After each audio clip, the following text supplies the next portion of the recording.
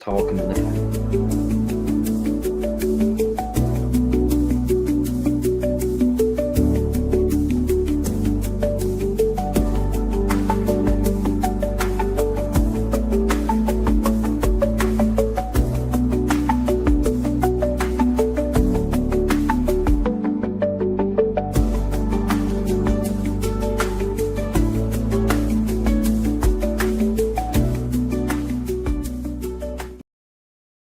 And welcome back to the CFB season show. It's your boy Chris. You can find me on Twitter at CFB Talk 07. Got our other co-host, Season in the building. What's up, brother? I'm doing great, brother. How we living, man? It's living good. I'm ready for Friday. It's What you got? Today was what, Tuesday? So yeah, it's not even the halfway mark. We'll get there tomorrow, but I'm already ready for Friday. Yep, man. We need the weekend to get here quick. Yeah, we do. How's the LSU baseball looking? Game got canceled tonight. Did it? Who'd y'all have? Grambling. Grambling. Yep. I think we played like in the afternoon again, like at 12 or something. Typical Georgia. Yeah, can't play midweeks during the nighttime. All right, well, hey, let's get into our news and notes. So before we get to that, we're gonna do our boldest takes tonight, and give y'all some hot takes. So if y'all want to get in the comments, give us your hottest takes. Jump on in. But Season, let's do news and notes. What's your? Let's start here. All right. Head coach Sharon Moore suspended for 2 games. I'm hearing possibly 4 games, but I think it's going to be week 3 and 4, right? Because he wants to play that Oklahoma game. Is what I'm seeing. But yeah, he went to college. So this all stems from all that, the stealing signs and the cheating and all that stuff. So how you feel about this right here? It's funny. I was telling you pre-show. I was telling you. Sorry, we got a comment. I was telling you pre-show. All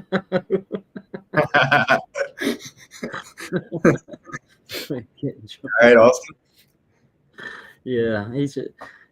Don't you have something to do, Austin? Messing me up. Yeah, I think what's funny about Michigan is there was the Michigan always for years, and one of the reasons why so many people can't stand them is they have always had this, like, they've always stuck their nose up to everybody. They were always clean and proper, and they didn't get down and dirty like the SEC. Us Southern hillbillies down here in the South. I remember this author one time, he wrote a Michigan book, and he's from Michigan and went to Michigan. And he had talked about in the book the reason why Michigan couldn't be so successful as the SEC was because they just refused to get down and dirty. And I tell you, it's a lot of cheating scandals going on over there in Michigan for a team that doesn't cheat very often. It's a second head coach that's been suspended. Jim Harbaugh been suspended, and now more. In the grand scheme of things, I didn't think the Spygate was that big of a deal. I'd be curious your thoughts because, you've coached in this world. Did you think the way they were scouting was that big of a deal, or is that something where you're like, oh, well, everybody does it, I remember that whole year. I was kind of just like, F it, kind of. Now, I am reading that he had 53 deleted text messages with Connor Stallings. Wow. So he's trying to hide stuff, obviously. But honestly, it's football, bro. You got to have a way to protect your signs, right? Yeah.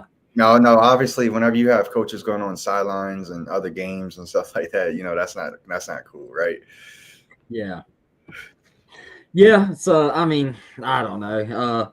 I do find it funny that they're picking the games like. If I was the NCAA, not that the NCAA has much power anymore, but I don't know, if I'm giving somebody a punishment and they're going, yeah, we're gonna punish ourselves to kind of get ahead of this, but we're gonna pick the games we want to do it, so that way I can coach in a game that I want to coach in. I'm like, that's not really how punishment works. punishment. There's supposed to be like some actual punishment. So if I was the NCAA, I'd be come back and be like, no, you're going to be suspended Oklahoma game. You Hmm. know, the games you don't get to pick and choose. Like when I go and punish my kids, I don't Though let them pick what punishment they can have. I feel like at this point they should just be over with all this stuff though, because I mean Harbaugh got suspended for 4 games already. Stalin's already got in some trouble. I mean, at this point, I mean, like you just delaying everything Yeah, it's just dragging out. right now. I mean, this should be done, man. That was a couple seasons ago. It's crazy how I'm this. tired of hearing about it. When they announced he was suspended, I forgot. I was like, what did he do? And then it kind of came back. I had to refresh my memory all about the whole spine and stuff. Yeah. Yep. So Um, let's jump into some other news and notes. yeah, I had a big old Jim Knowles interview today that he put out there, or not him, ESPN put out. I haven't had a chance to read the story yet, but there's some interesting things I've seen leaked. Yeah. Uh, So it was all about the timing of the contract. You remember when it happened? Whenever Knowles went to Penn mhm. State, we were all like, "What the hell?" Like that was Yeah, the weirdest offseason moves we ever seen for a defensive coordinator to go to the biggest rival school. I mean, besides Michigan, obviously, but Penn State's up there with the rivalries. So, yeah. but apparently, it all stemmed from the timing of the contract. Knowles wanted a extension with Ohio State, like around that time, during the bowls or like right before the bowls, maybe. Hmm. So like, look at this information that came out. He reached out to James Franklin at 5:06 in the morning, 2 days on a recruiting trip. Imagine James Franklin. Oh, what up, Knowles? You coming? You Yeah. coming? You go? Huh? Could you imagine the surprise of him? Like, wait, what? What are you calling me for? Yeah. That's yeah. I don't know what's. I'm curious to read the rest of the story because that's just like I don't know why Ohio State wouldn't have extended him. I don't get it. I don't. He's always been a great DC. He was great at Oklahoma State, and I think he did a jam up job at Ohio State. Maybe it's just him and Ryan Day didn't get along, and maybe you do kind of have to get along with the guys you work with, especially coaches. They're with each other way more than they're with their own wives. So maybe Ryan Day and him just didn't see eye to eye. Ryan Day just didn't want him staying around. You think it's hard feelings, or you think at this point they kind of just have so much mutual respect for each other? Um, I think it could be a little bit of both. I Because think Jim Knowles is definitely going to be circling that Ohio State game. that's what I was about to go to next. Because I know whenever Penn State plays Ohio State, Knowles is gonna have that game plan ready. Yeah, Knowles is going to want to f him up. Mm-hmm. He's going to want to. I think there'll be more in my there'll be more on his side of things than there will be Ohio State because he probably feels like he was like, why wouldn't you extend me? I'm a national championship DC now. Y'all win y'all's first national championship in so long because I was here and da da da da. And so he'll probably have more of the hate between the two, and I would imagine that game's going to be hyped up. All right, let's jump into our last news and notes.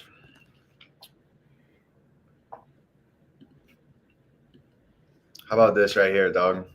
Clemson and Notre Dame, I love it. 27 to 2038. Got a contract going on right here. It's going to be home and home. It's not going to be at neutral sites. So that's a good thing. This is outstanding for college football. Yeah. You know me, man. I've been on that scheduling. I've been calling out ADs, presidents for a while now. Scheduling is a forefront issue, just as big as NIL and all that stuff with college football. So honestly, I love this though. They were supposed to meet four out of the, I think 4 or 5 times are already scheduled, but now they got 11 years in a row. So yeah, I love it. I think we need to see more of it, and I think what helped with this, I was reading earlier that whole ACC brand initiative thing that they're doing, where the higher the TV ratings, the more money you could get. So I think from what I read, you're going to see Notre Dame also do a scheduling arrangement with FSU, which I think would be awesome, and possibly Miami. We could get the Catholics versus convicts thing again going. So I don't know if anybody remembered that 30 for 30 documentary where they did the Miami versus Notre Dame, and they had these Catholics. I love that.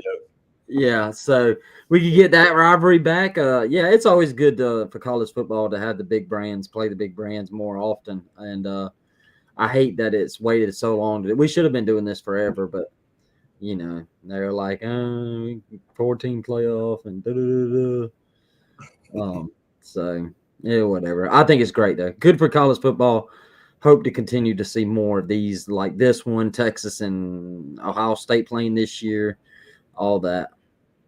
Does Notre Dame have more pressure on them to have a tough schedule since they don't have a conference championship? We have a question. Yeah, I don't know. I think with the expanded playoffs, they're probably not under much pressure. They just need to be in the top 12, which I know that's going to change the whole playoff thing. But I don't know. I wonder if with it expanded now. I wonder though if they change it to where there's only one at large.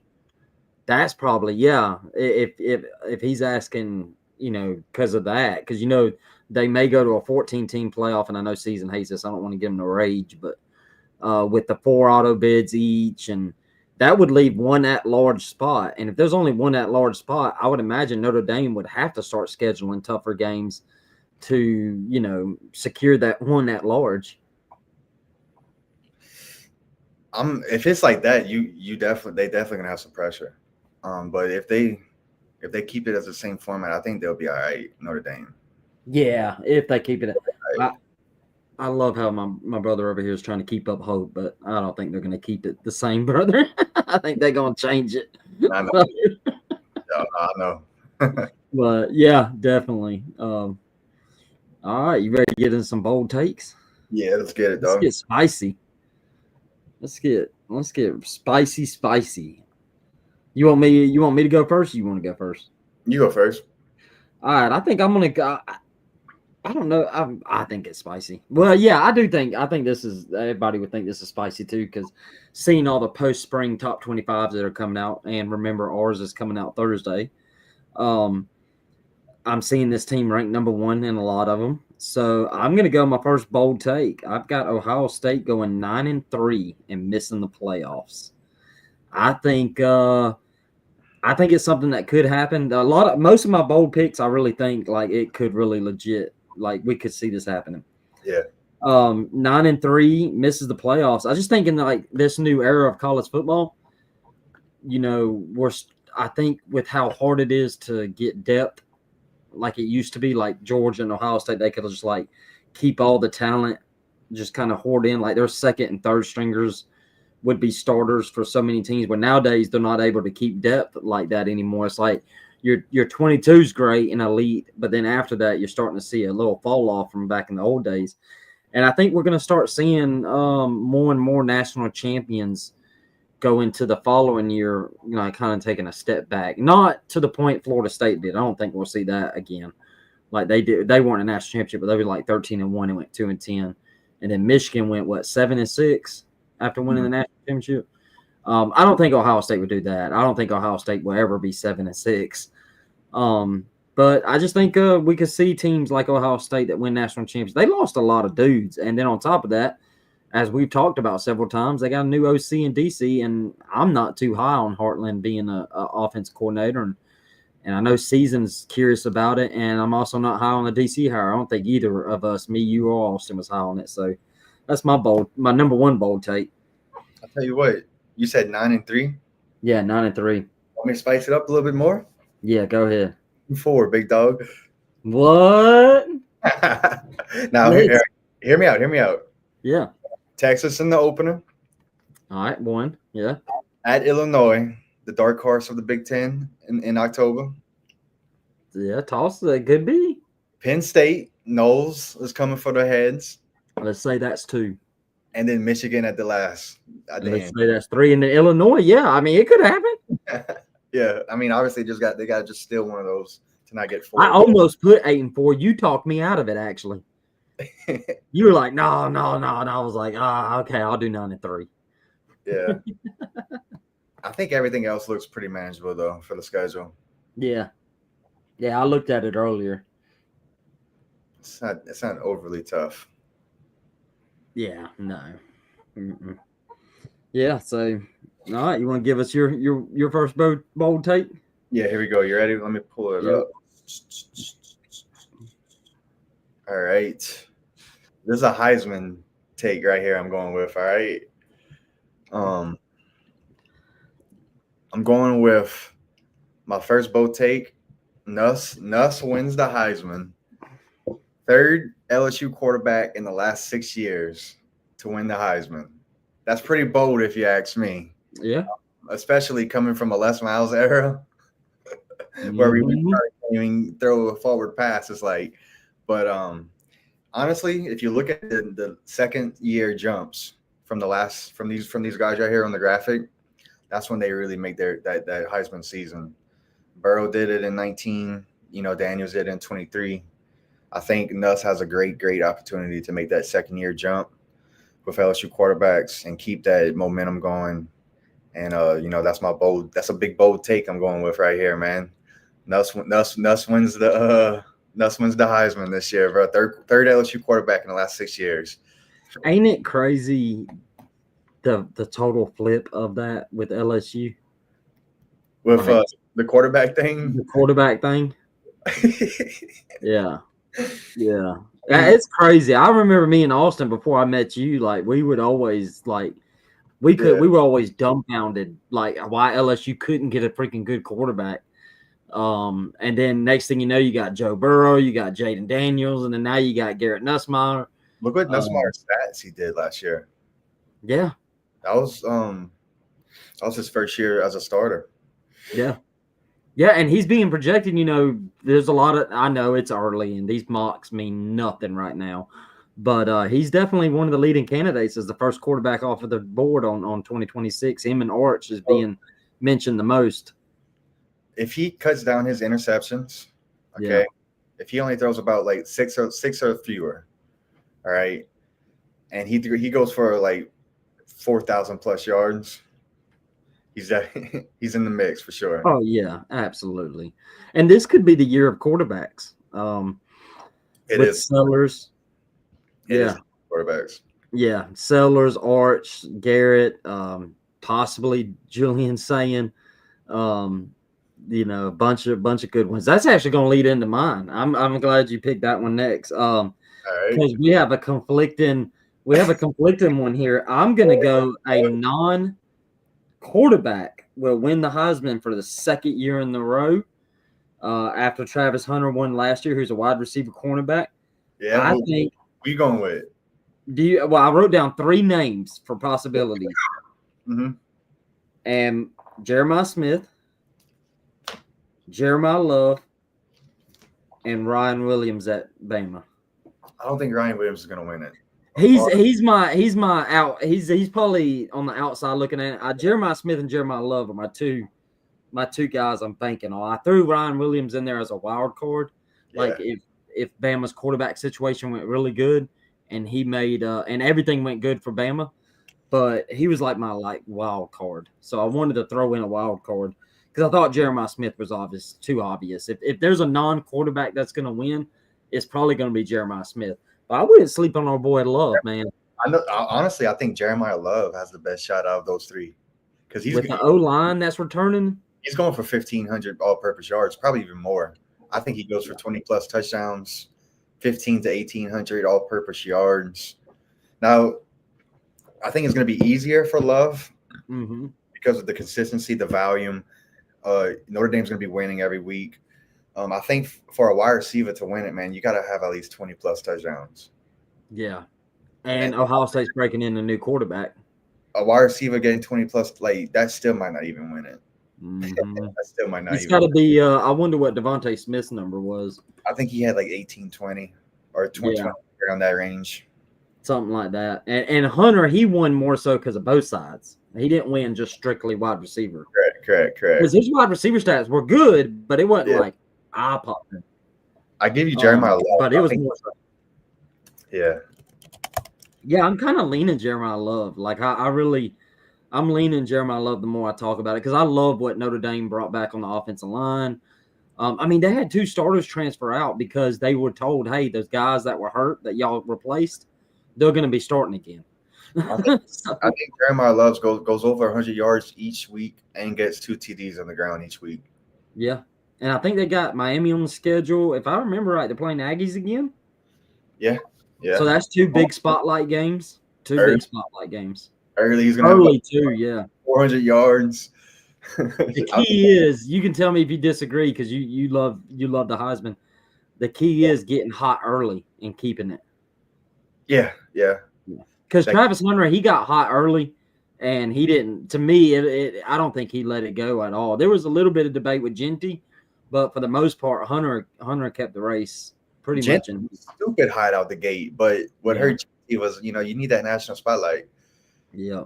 He didn't have many other than the Oregon game, which he played well in. Yeah. But other than that, that was it. Yep. All right, what you got? All right. I'm getting spicy again. You ready? Yep. A second bold take. All right. You know how James Franklin, known for not winning the big game, right? I don't know what his record is all time versus top five. I think it's like I'm not It's one like 1 in 15 or something. Like bad, bro. It's it's bad. Like horrible. 1 in 15, 1 in 16, or some shit like that. But here's my bold take. James Franklin gets over the hump this year, wins the big game in the semifinal, and makes the championship appearance. Big Spicy, James. spicy, son. Well, it's yeah, that is spicy because he hasn't done very good. Here's another. I mean, I have them as my preseason number 1 team too. Yeah, yeah, definitely. You did. I actually have that right in front of me. I won't give away who our consensus is, but everybody will find out tomorrow. Is Penn State number 1 or is it Texas? I don't know. Could be. We'll find out. Not tomorrow, Thursday. Yeah, I just pulled it up. So James Franklin record against top 5 teams is 1 in 15. 1 in 15. Now the Big Ten won the last 2 championships. I think Penn State's the best team in the Big Ten to give them a third best chance this year, just with all the return talent everywhere. And I think this is the year they get over the hump, especially with Knowles as the DC. And now I don't think I'm not necessarily saying they win the championship, but my bold take is that they make an appearance this year. So in order, that is kind of hot because assuming they make it to the Big Ten championship game, that probably means they beat Ohio State. Mm-hmm. They could probably lose to Oregon. I think they have Oregon this year. They could probably lose to Oregon if they and still make it in. But let's say they get in. They would beat 2 or 3, 4 ranked teams, and then you get into the playoffs. Let's say they get the bye, and then those 3 playoff games that they would have would be 3 highly ranked teams, probably top 5 teams. So he could drastically change the perception of him and Penn State, off of this season if that take comes to fruition. I love that take. I'm high on Penn State too. We'll have to tune in Thursday to see where we have them. But yeah, I like it, man. I like it. All right, I've got these next 2 that I have. Yeah. I lost my page. I legit lost my page. I can remember it there. So this one here I think is my spiciest take, or maybe my last one may be spicy. I only did 4. I have a Big 12 champ. The Big 12 champ. I don't know who that is yet. I haven't predicted it. Probably would be out of Arizona State, Kansas State. Those are the 2 Vegas betting favorites, I believe. The Big 12 champ will beat an SEC or a Big 10 team in the playoff.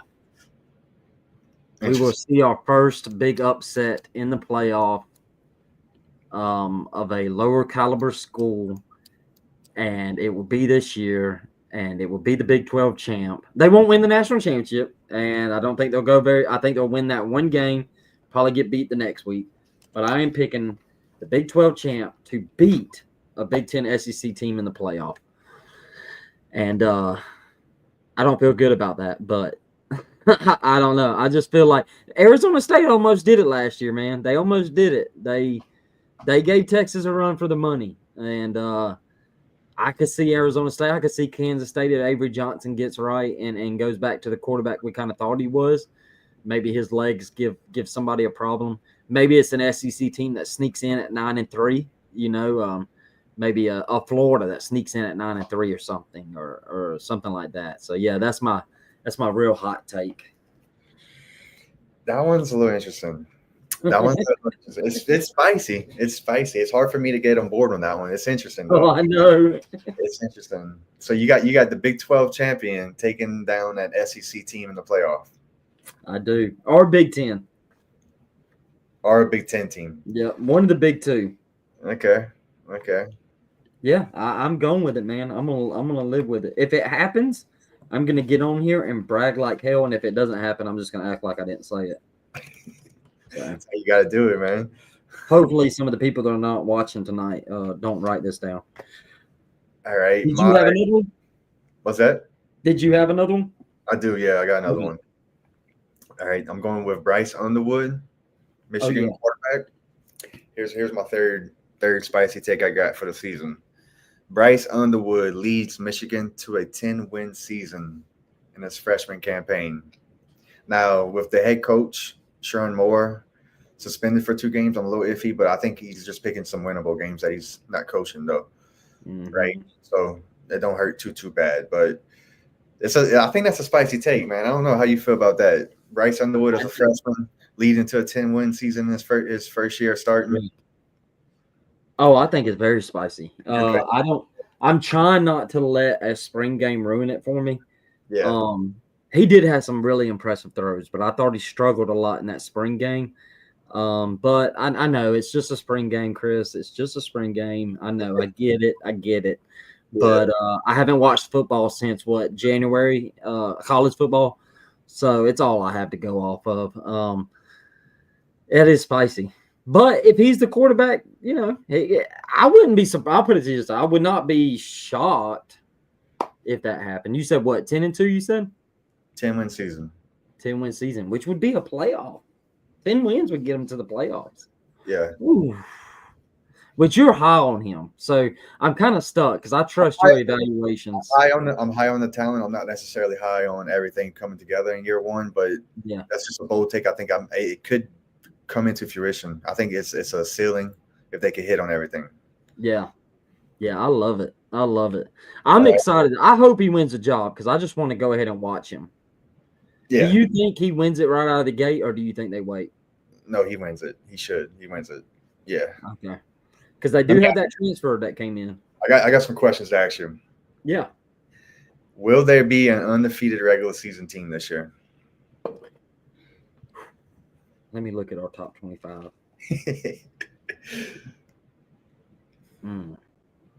Are the days? I'll say it. No. Are the days of? Will we ever have another undefeated team in the regular season? We had Oregon last year in the regular season, but I don't think this year. I'm looking at our. I won't release it, but I'm looking at our consensus top 25 now, and I so far I've gone through the top 10, and I don't think any of them will be undefeated. Okay. The only one I think will be undefeated, and I won't say where they're ranked because you have to tune in Thursday. Notre Dame possibly because of schedule, but they have Miami and Texas A&M. That's not easy. I think they win those games. I do think they win the Miami game. I think that the Texas A&M game will be tough. Me and you are pretty. Let's see where you had them. Me and you had them ranked the same.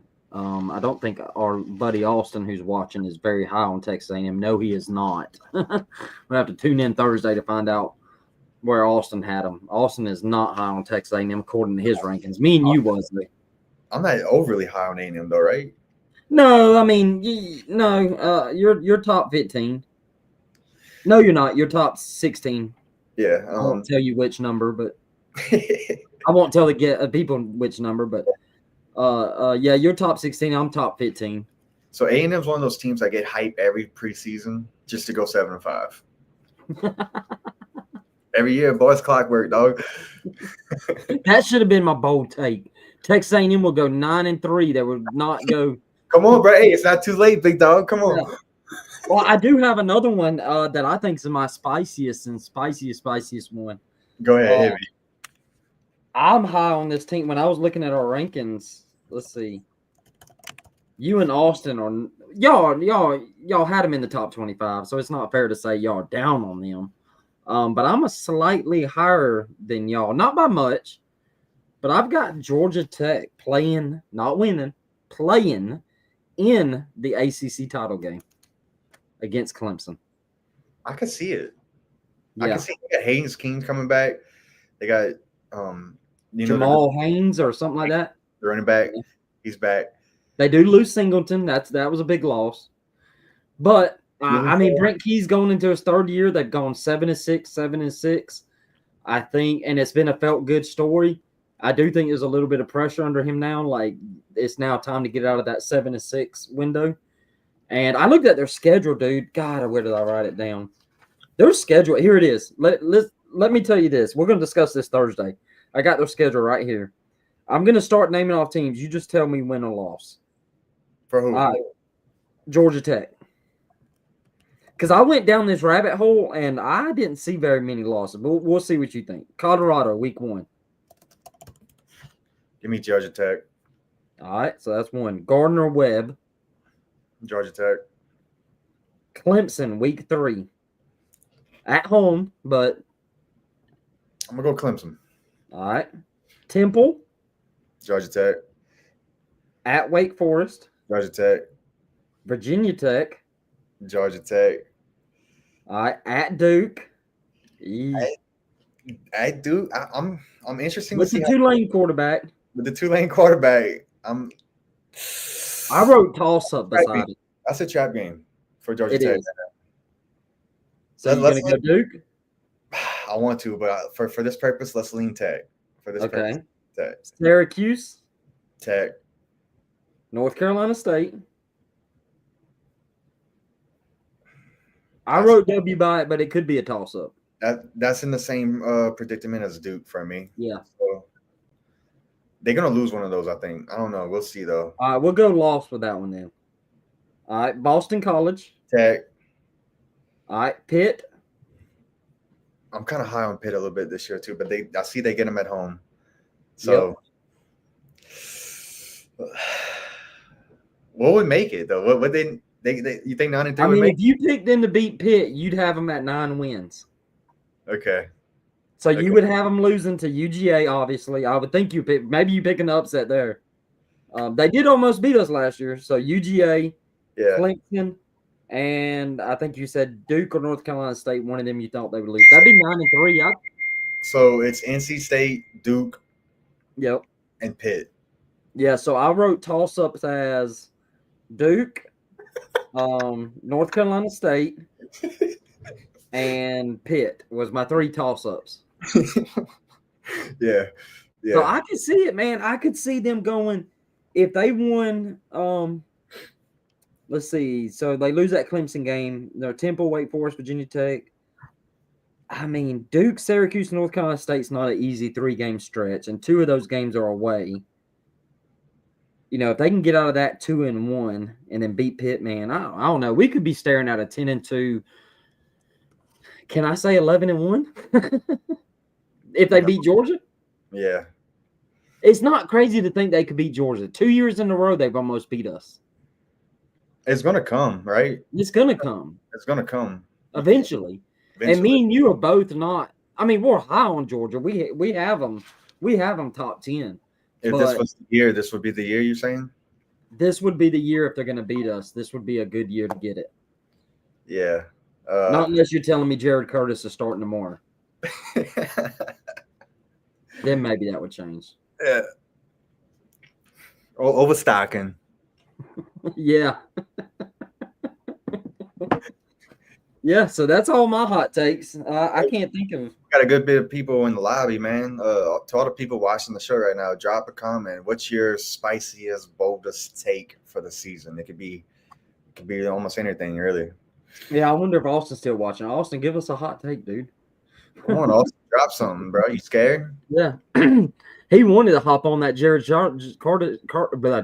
Curtis show with us, but I didn't see his text while we were going live. He was in his car too, so yeah. Yeah. Yeah, I really could see Georgia Tech doing it though. I really could. I don't have a hatred for Georgia Tech like most Georgia fans. I don't like them, but I don't hate them. Maybe if they started beating us, I would. Um,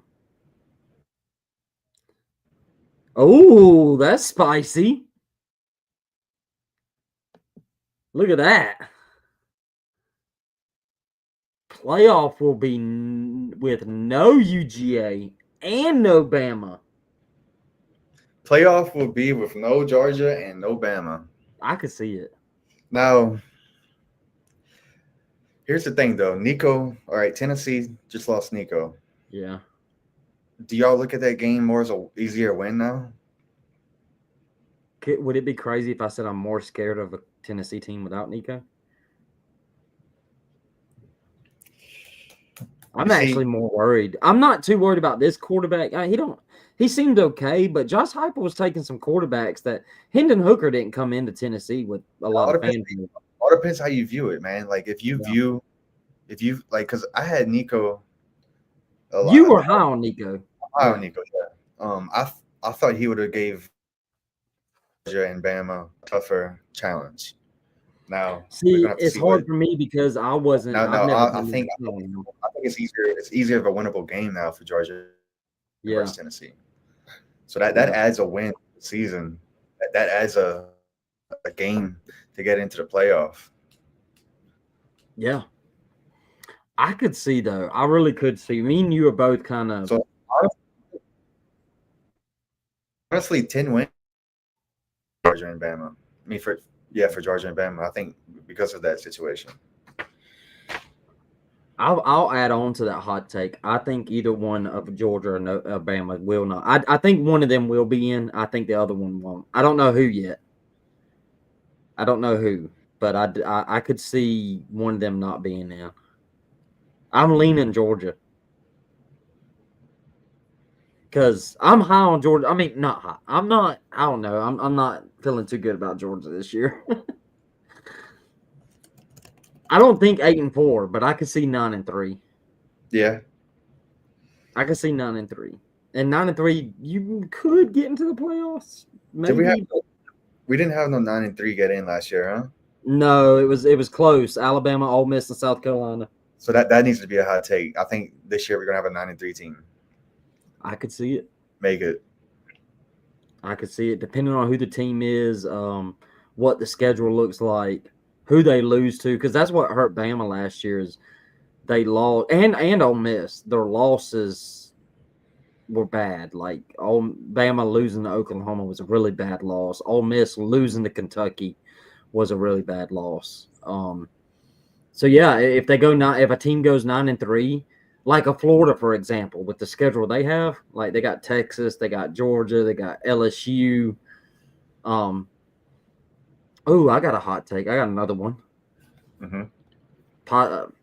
This is gonna hurt me. Florida in the SEC championship game. What the hell, Chris?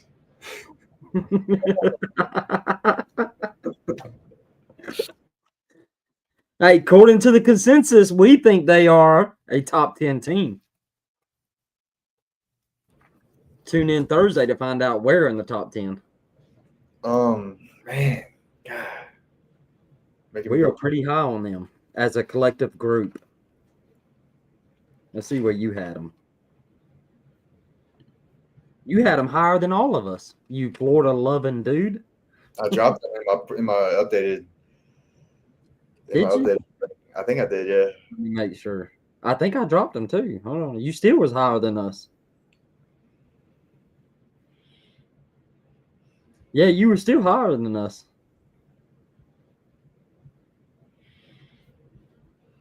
But yeah, I got Florida going to the SEC championship game. Florida versus. Ooh, what if we got a Florida versus Georgia? In the SEC championship game? I mean, we don't have East or West no more. I know that would be weird though. It would be weird. Yeah. But college football is weird right now. We've got a California team playing in a conference called the Atlantic Coast Conference. There's nothing that's normal about this sport right now. You're right. You're right. So let's go into the craziness. Or what if we saw LSU Florida? My lean right now is LSU Texas, to be honest. Oh, that would be fire. That'd be fire. That would be fire. So, all right. So last year, okay, Ohio State won the championship last year. They they were the most expensive. They've spent the most money on NIL, right? Mm-hmm. Now I'm seeing Texas is spending $40 million on their roster. Supposedly, yeah. That was according to one report. There was a report that came out that refuted it, but I don't know. So, how you feel like? Do you feel like development's dead in college football, or do you think that it's the best team money could buy now? It's almost like a baseball approach, MLB for college football, or do you think that I think here's what I think's is it the important. team who spends the most money is going to win the championship? Almost. Here's where here's what I think gets lost in the Ohio State conversation.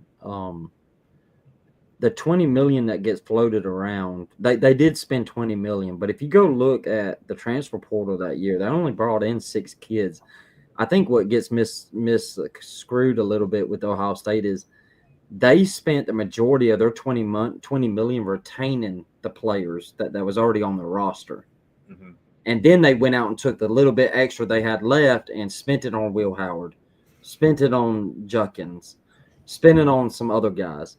I think the key to winning in college football is exactly that model. It's retaining the talent that you brought in from the high school ranks, paying those guys not to leave. Your starters, like paying them not to leave, like Ohio State did this year with Jeremiah Smith. They paid him more money to not enter the portal.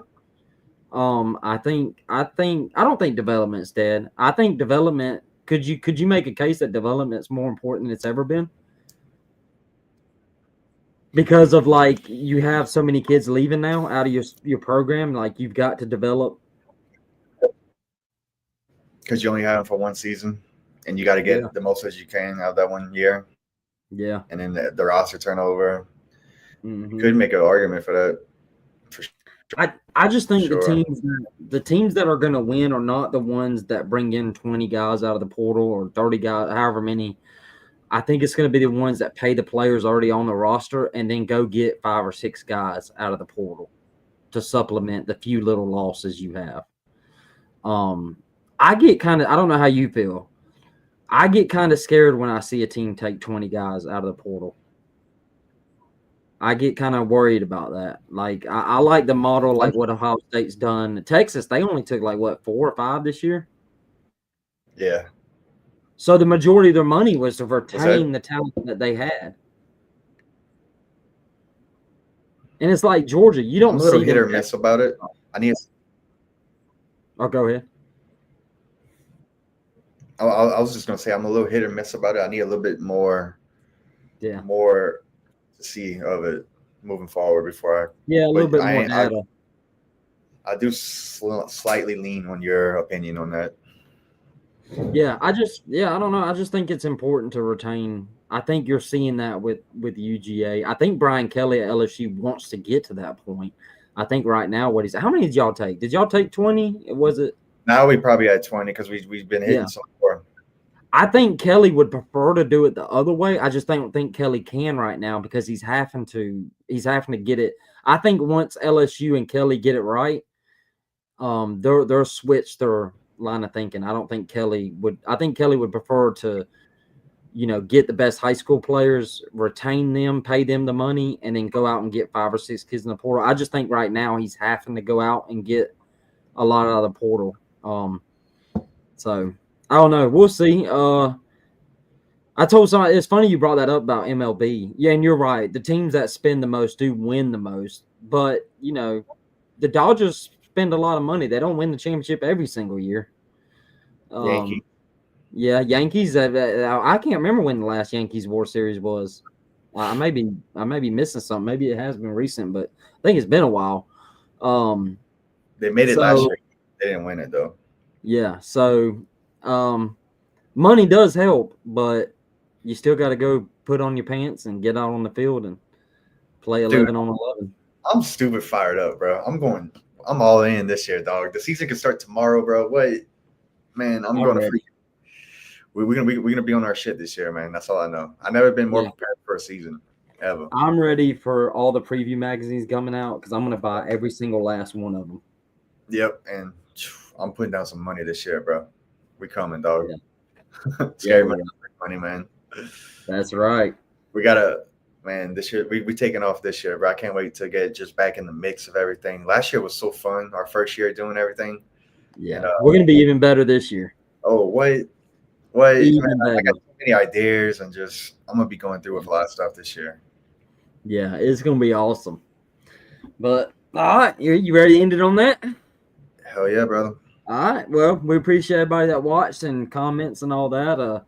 We surely do appreciate that, y'all. If y'all could just go hit the like and share the subscribe button, like and also share on YouTube. That'll help us a lot. We're at 169 subs. We're slowly creeping.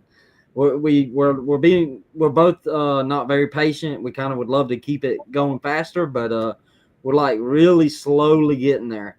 And I would love to get 31 more subs before the season starts. I think that's all we need to get to 200. Um, I would love to get to 200 before the season. So there is like 20 people, I think, or something like that watching right now. If you can just like all of y'all go to the YouTube channel, hit subscribe. We'll be 11 short if all y'all did that. But if you go to YouTube, just hit subscribe. You can watch us on Twitter. You ain't got to watch us on YouTube. We just need you to hit that sub button.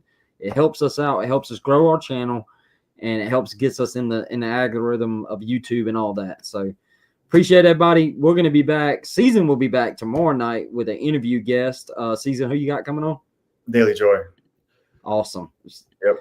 She's going to be an awesome guest. I follow her on Twitter. So come tune in to Season tomorrow night, Thursday. Unfortunately, Season can't join us. I know he hates that, but we're going to have our post-spring top 25. I already got the consensus in my hand.